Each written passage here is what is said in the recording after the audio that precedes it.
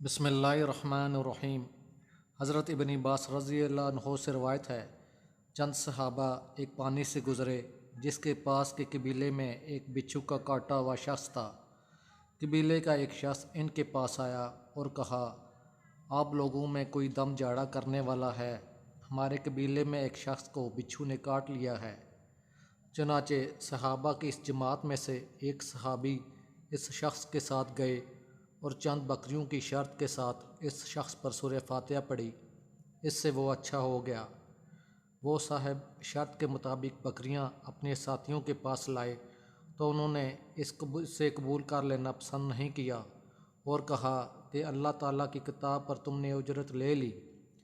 آخر سب لوگ مدینے آئے تو عرض کیا کہ یا رسول اللہ صلی اللہ علیہ وآلہ وسلم، ان صاحب نے اللہ تعالیٰ کی کتاب پر اجرت لے لی ہے۔ آپ صلی اللہ علیہ وآلہ وسلم نے فرمایا، جن چیزوں پر تم اجرت لے سکتے ہو ان میں سے سب سے زیادہ اس کی مستحق اللہ تعالیٰ کی کتاب ہی ہے۔